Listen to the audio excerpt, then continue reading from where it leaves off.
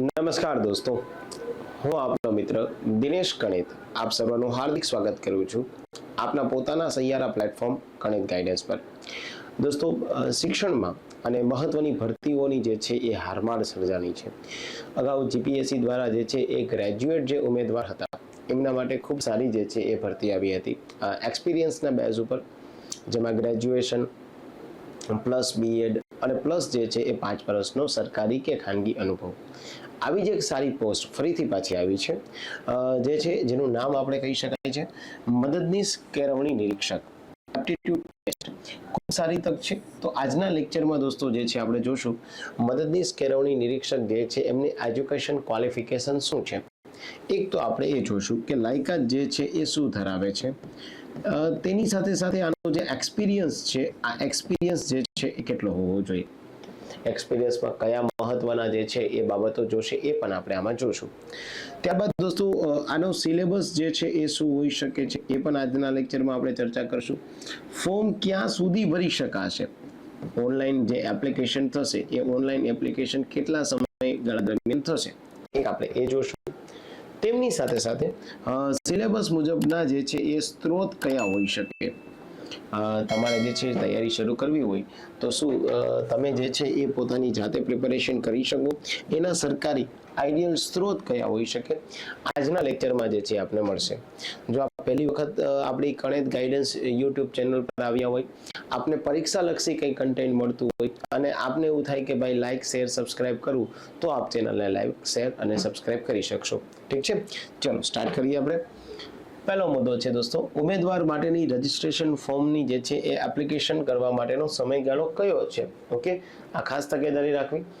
15 જાન્યુઆરી 2026 થી 27 જાન્યુઆરી 2026। ઓકે, તો 15/1/26 થી 27/1/26 સુધીના જે છે એ ફોર્મ ભરાશે। ડન। બીજું, પ્રાથમિક પરીક્ષાની સંભવિત તારીખ પણ તમને અહીંયા આપી દીધેલી છે 1/3/2026। મતલબ કે તમારી જે છે એ ફોર્મ ભરવાની છેલ્લી તારીખ થઈ જશે કઈ 27/1। ત્યારબાદ દોસ્તો જે છે એ 27/2, મતલબ કે તમારી પાસે 1 મહિનો છે। ત્યારબાદના જે છે એ બીજા 4 દિવસ છે સમજો, આમ તો જો કે 28 તારીખે જ આવી જાય એટલે બીજા 2 દિવસ સમજો, એટલે ઓલમોસ્ટ તમારી પાસે 30 થી 32 દિવસનું જે છે એ ટાઈમ ટેબલ હોવું જોઈએ। 32 દિવસનું ટાઈમ ટેબલ શું હોવું જોઈએ એ પણ આજના જ લેક્ચરમાં આપણે ચર્ચાઓ કરી લેશું, કયા વિષયને કેટલું ભારણ આપવાનું। કારણ કે દોસ્તો જે છે વ્યક્તિ ઉમેદવાર તૈયારી તો કરી શકે, પરંતુ એમને જો યોગ્ય રોડ મેપ મળે, યોગ્ય તૈયારી માટે જે છે એમને રસ્તો મળે તો ડેફિનેટલી પરીક્ષાની તૈયારી કરી શકાય। અન્યથા ઘણી વખત જે છે આપણે રસ્તો ભટકી જાય અને આપણી જે છે એ યોગ્ય સફળતા આપણને ના મળતી હોય।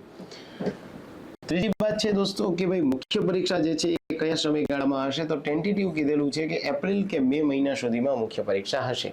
એક તો તમને આ વાત કહી દીધી છે। બીજું, તમને થાય કે સર આના માટે ઓનલાઈન એપ્લિકેશન કરવા માટે કઈ વેબસાઇટ છે, તો SEBexam.org। પણ દરેક ઉમેદવાર કે જે આમના માટે લાયકાત ધરાવે છે એમને હું કહી દઉં છું કે ભાઈ ખાસ તકેદારી રાખજો, આપણે ત્યાં માત્ર ફોર્મ ભરવાથી પાસ નહીં થવાય, આના માટે યોગ્ય દિશા નિર્દેશ પ્રમાણે તમારે પ્રિપેરેશન કરવી પડશે। અને જો આ પ્રિપેરેશન કરશો યોગ્ય દિશા નિર્દેશ મુજબ, યોગ્ય ગાઈડન્સથી, તો જ પાસ થશો। બાકી ફોર્મ ભરીને તમે જે છે એવું વિચારતા હશો કે અમે પાસ થઈ જઈએ અને સુપર ક્લાસ 3ની નોકરી આપણને મળી જાય, આ કોઈ દિવસ પોસિબલ નથી થવાનું। તો આના માટેની લાયકાત શું છે, એક તો આપ ગ્રેજ્યુએટ થવા જોઈએ ઓર જે છે પીટીસી અથવા તો બીએડ થવા જોઈએ, પીટીસી ગ્રેજ્યુએટ અને પીટીસી અથવા તો બીએડ। અને સાથે દોસ્તો તમારે 5 વર્ષનો જે છે એક્સપિરિયન્સ હોવો જોઈએ। આ 5 વર્ષનો એક્સપિરિયન્સ પ્રાઇવેટમાં બી ચાલશે અને પબ્લિકમાં પણ ચાલશે। અને એ એક્સપિરિયન્સ કદાચ તમને જે છે દોસ્તો પ્રાથમિક શાળાનો જે છે, તો પ્રાથમિક શાળાનો જે છે એ અનુભવ પણ તમને ચાલશે। ઓકે, મતલબ કે અગાઉ જીપીએસસી જે વહીવટી અધિકારીની ભરતી આપી હતી એડમિનિસ્ટ્રેશન વિંગમાં, એમાં એવું કહેતા હતા કે માધ્યમિક અથવા તો જે છે ઉચ્ચતર માધ્યમિકનો એક્સપિરિયન્સ જોઈએ, યાની પ્રાથમિક વાળા એમાં એલિજિબલ નહોતા। પણ આમાં જે છે પ્રાથમિક જે છે એ ભણાવનાર વ્યક્તિ છે 5 વર્ષનો અનુભવ ધરાવતા હોય, સરકારી કે ખાનગી, બટ મેક ઇટ શ્યોર તમારે જે છે એ એક્સપિરિયન્સ ધરાવતા હશો તો પહેલી વસ્તુ જોશે કે દોસ્તો વેલિડ જે છે એ એક્સપિરિયન્સ સર્ટિફિકેટ જોશે, વેલિડ એક્સપિરિયન્સ સર્ટિફિકેટ જોશે। તમે એમ કહેશો સર એ તો મારી જોડે છે, ના, તમે જેવું લાવો એવું ના ચાલે. તમે ગૂગલમાંથી ડાઉનલોડ કરી લીધું, તમારા પ્રિન્સિપાલ પાસે તમે સિગ્નેચર કરાવી લીધી, એમ નહીં ચાલે. જે ઓફિશિયલ ફોર્મેટ આપેલું છે આ ફોર્મેટમાં જ તમારું એક્સપિરિયન્સ સર્ટિફિકેટ જોઈએ તો જ વેલિડ છે. તમને એમ થાય કે સર એ તો હું ફોર્મેટમાં કઢાવી લઉં, ના, તોય ના ચાલે. તમારી પાસે ઓફિશિયલ જે છે એ સેલેરીની સ્લીપ જોશે. આ સેલેરી સ્લીપ જે છે એ હશે તો તમને એમ થાય કે સર એ તો હું લખાવી દઉં, મને કેશમાં સેલેરી મળતી, ના, એમાંય નહીં ચાલે. તમારી સેલેરી બેંકમાં જ આવવી જોઈએ તો જ તમે 5 વર્ષનો એક્સપિરિયન્સ છો. મતલબ કે જે લેભાગુ તત્વ છે, જેમણે 5 વર્ષ 6 વર્ષ 7 વર્ષ સુધી જે છે એ નોકરી કરી છે, પણ જેની પાસે કોઈ વેલિડ એક્સપિરિયન્સ નથી, જેની પાસે કોઈ પણ પ્રકારના જે છે એ સેલેરી સ્લીપ નથી, જેની પાસે સર્ટિફિકેટ નથી, એ આગળ જતા અત્યારે ફોર્મ ભરશે તો પણ જ્યારે ડોક્યુમેન્ટ વેરિફિકેશન થશે ત્યારે રિજેક્ટ થઈ જશે. આ હું તમને ખાસ તકેદારી રાખવાનું કહું છું. સો આટલી બાબતો હોય કે ભાઈ વેલિડ એક્સપિરિયન્સનું સર્ટિફિકેટ યોગ્ય ફોર્મેટમાં, એની જોડે જોડે તમારી 5 વર્ષની સેલેરી સ્લીપ અને એની સાથે સાથે તમારી બેંક પાસબુકની ઝેરોક્ષ. મતલબ બેંકમાં તમારી સેલેરી આવી જોઈએ, કેસ વાળી નહીં ચાલે. તો આ બધા ઓફિશિયલ હવે થઈ ગયા છે. હવે તમે એમ કહેશો કે સર હું 5 વર્ષનો એક્સપિરિયન્સ ધરાવું છું, હું એમ કહું છું હું તો 33 વર્ષનો અનુભવ ધરાવું, બોલો મારા વર્ષ તો 30 થયા છે, એમ નહીં ચાલે. ઓકે, આ હશો તો આપના માટે બહુ સારી ઉત્તમ તક છે. પછી પ્રાઇવેટમાં બી હશે તો ચાલશે, અને જે છે પબ્લિકમાં હશે તો પણ ચાલશે, ગ્રાન્ટેડ એડમાં હશે તો પણ ચાલશે, ટ્રાઇબલ સ્કૂલમાં હશે તો પણ ચાલશે. SC ST OBC દિવ્યાંગ EWS ઉમેદવારો માટે ફી 250 રૂપિયા છે. સામાન્ય કેટેગરીના ઉમેદવારો માટે ફી જે છે 350 છે. એટલે ફીનું ધોરણ તમને ખ્યાલ આવી ગયું. વય મર્યાદા કેટલી? તો કે ભાઈ 42 વર્ષ સુધી તમે ફોર્મ ભરી શકશો. પણ જો આપ અનામત કેટેગરીના હોય તો જરૂરી છૂટછાટ મળવા પાત્ર છે, પણ યાદ રાખવાનું મેક્સિમમ તમે 45 વર્ષ સુધી જ ફોર્મ ભરી શકશો. 45 પછી તમે ફોર્મ ભરી શકશો નહીં. એટલે મેક્સિમમ એજ લિમિટ કેટલી થઈ ગઈ છે? 45. આમાં તમને થાય સર આમાં કઈ પ્રકારની પરીક્ષા હશે? તો આમાં 2 પ્રકારની પરીક્ષાઓ લેવામાં આવશે, યાની કે 2 તબક્કામાં, એક પ્રિલિમિનરી પરીક્ષા યાની પ્રિલિમ ટેસ્ટ અને એક મેન્સ. આ 2 પરીક્ષાઓ જે છે એ આપ આપો તો સીધા તમે સુપર ક્લાસ 3 લેવલના જે છે એ અધિકારી બની શકશો. બીજું, પ્રાથમિક કસોટી જે છે એ કેવી હશે? પ્રાથમિક કસોટી 30 દિવસમાં લેવાની છે.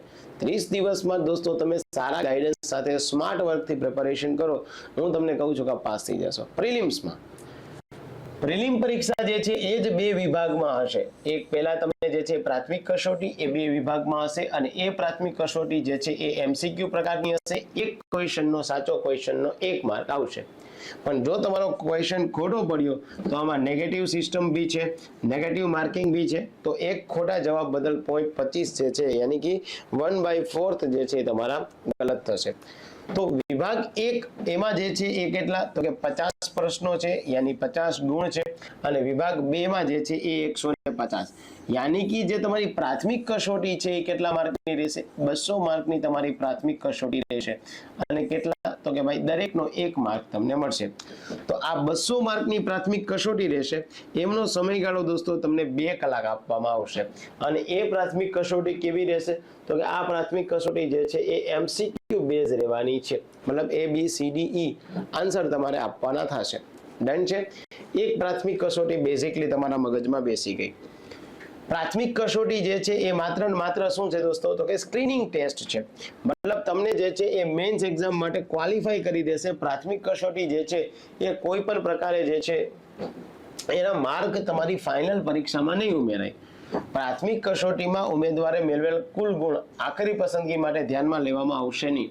મતલબ તમારું જે ફાઇનલ મેરિટ બનશે એ આખરી પરિણામ જે છે એ માત્ર મુખ્ય પરીક્ષાના આધારે જ બનાવવામાં આવશે.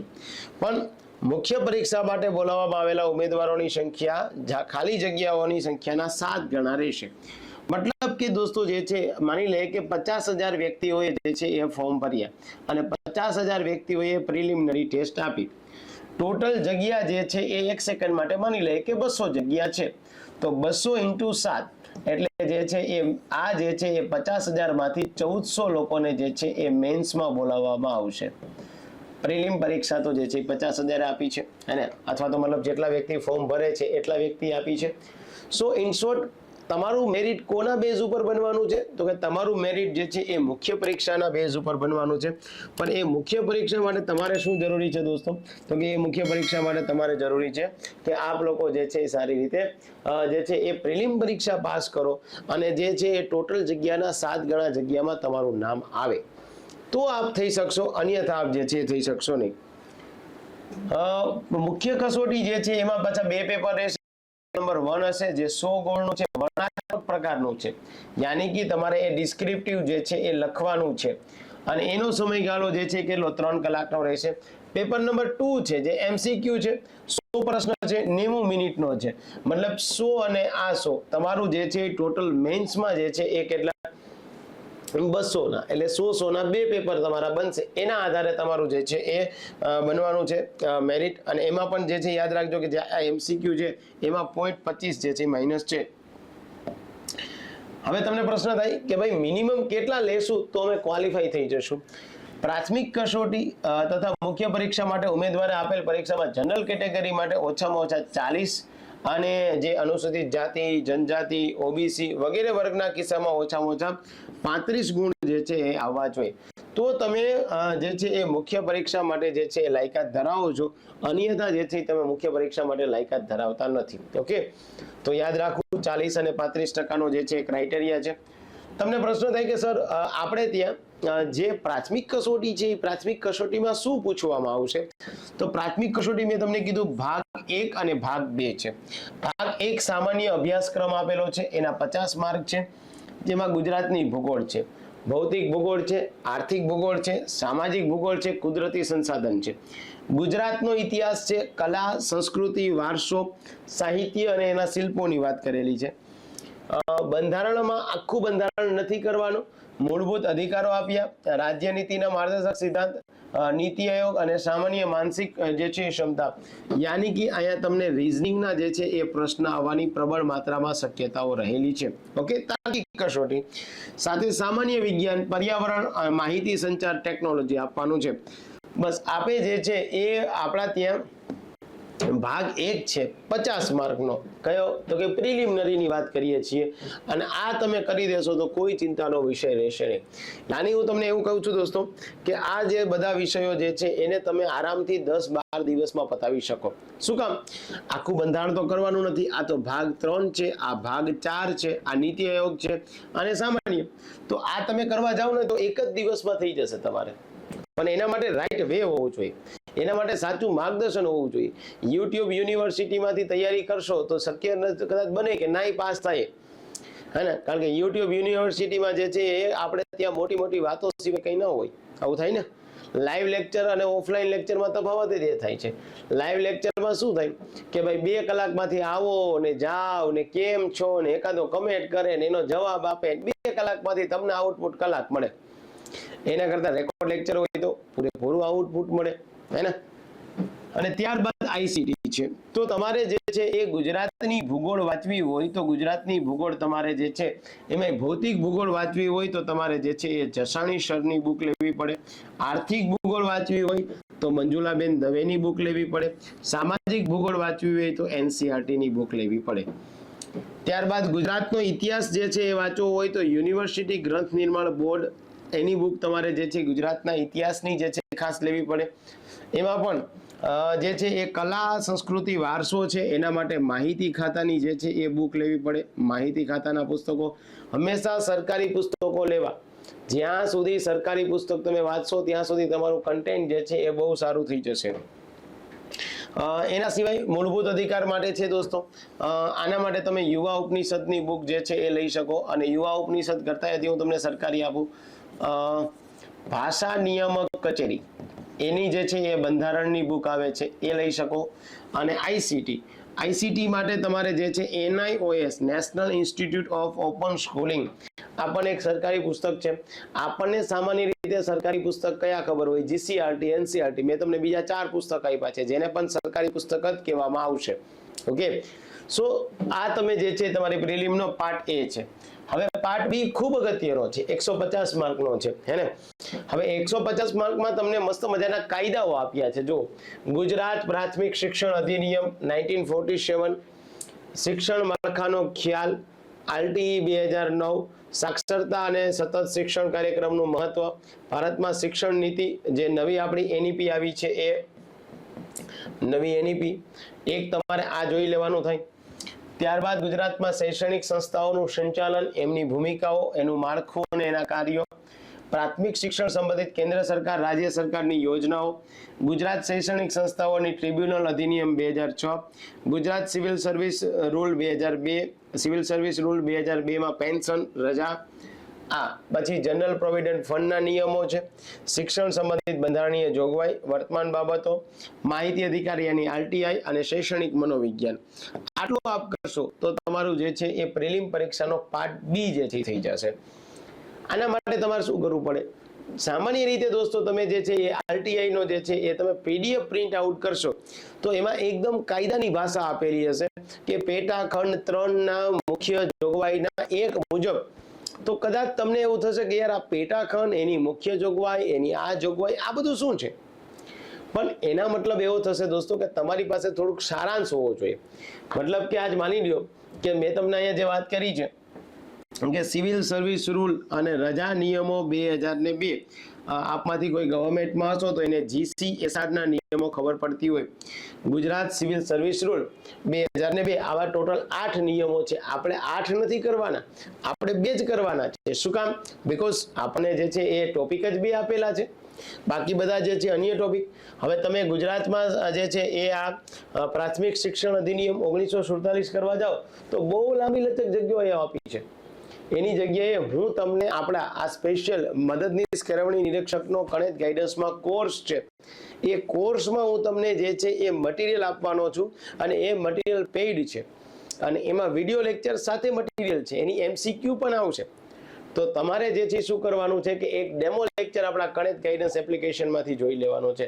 એકવાર એક ડેમો લેક્ચર જોઈ લેશો તમને ખ્યાલ આવી જશે કે સર આ પ્રકારના કાયદા કરવાના છે. જી હા દોસ્ત, આ પ્રકારના કાયદાઓ કરવાના છે. ઠીક છે, તો એક તમારે એ કરી લેવાનું થાય છે.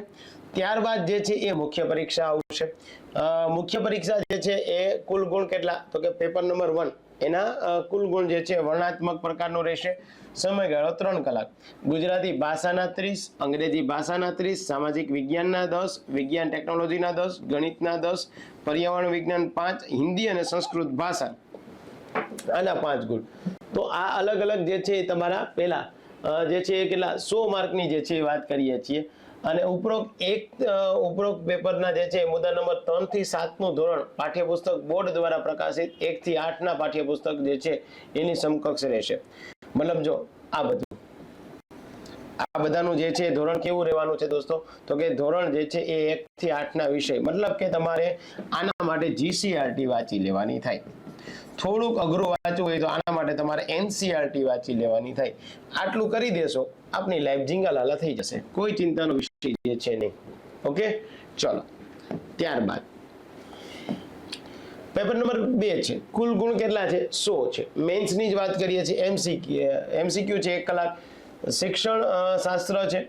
ઓફિશિયલ પ્રક્રિયા છે બિન સચિવાલય માટે. ગુજરાત પંચાયતની સેવાઓ જે છે એના નિયમો 1998, પંચાયત શિસ્ત અપીલ નિયમો છે 1997 માટેના, ગુજરાત સિવિલ સર્વિસના પગાર ભથ્થા આધારિત નિયમો, પગારના નિયમો, સિવિલ સર્વિસ સેવાની સામાન્ય સ્થિતિ અને વર્ગીકરણ. એટલે કે જે આ તમારા સિવિલ સર્વિસ રૂલ્સ છે એ તમારે બધા કરી લેવા પડશે. 8 સિવિલ સર્વિસ રૂલ્સ મેં તમને એકદમ તદ્દન સરળ ભાષામાં સારાંશ કરેલો છે અને એ રીતે મેં તમને સમજાવેલા છે. તો આપણી એપ્લિકેશનમાં જે છે આપ ડેમો લેક્ચર જોઈ લેજો એટલે આપને ખ્યાલ આવી જશે કે ભાઈ આવી રીતે જે છે આપણે કરવાનું છે. પંચાયત અધિનિયમ 93 કરવાનો, બોમ્બે પ્રાથમિક શિક્ષણ નિયમ 49, બાળકોને મફત ફરજિયાત શિક્ષણનો અધિકારના નિયમો 2012. આટલું કરી દો ચાલશે, કોઈ ચિંતાનો વિષય નથી ભાઈ. હવે જે વ્યક્તિઓ આની પ્રિપેરેશન કરવા ઈચ્છતા હોય, જે વ્યક્તિઓ આ પ્રિપેરેશન માટે લાયક ઉમેદવાર છે, એમના માટે સ્પેશિયલી એક વોટ્સઅપનું ગ્રુપ બનાવેલું છે જે કેળવણી નિરીક્ષકની તૈયારી કરતા હોય એના માટે. તો તમારે જે છે એ 7226926024 યાદ રાખવાનું, માત્ર વોટ્સઅપ કરવું છે, કોલ કરવો નહીં. વોટ્સઅપમાં જે છે એ આપ મેસેજ કરી શકો છો, કોઈ પણ આપને ક્વેરી હોય અને ત્યાં જોઈન્ટ કેળવણી નિરીક્ષક આવું લખીને મોકલી દેજો. અને આપના અન્ય જે કોઈ મિત્રો હોય કે જે પ્રિપેરેશન કરતા હોય તો એમને જે છે એ જરૂરથી આ વિડીયો પહોંચાડજો, એટલે એમને પણ ખ્યાલ આવે કે આવી સારી ભરતી આવી છે, સુપર ક્લાસ 3 લેવલની પોસ્ટ છે. તમારો એક્સપિરિયન્સ હશે તો ડેફિનેટલી આ પોસ્ટ જે છે તમે એના માટે લાયક છો. ડન છે.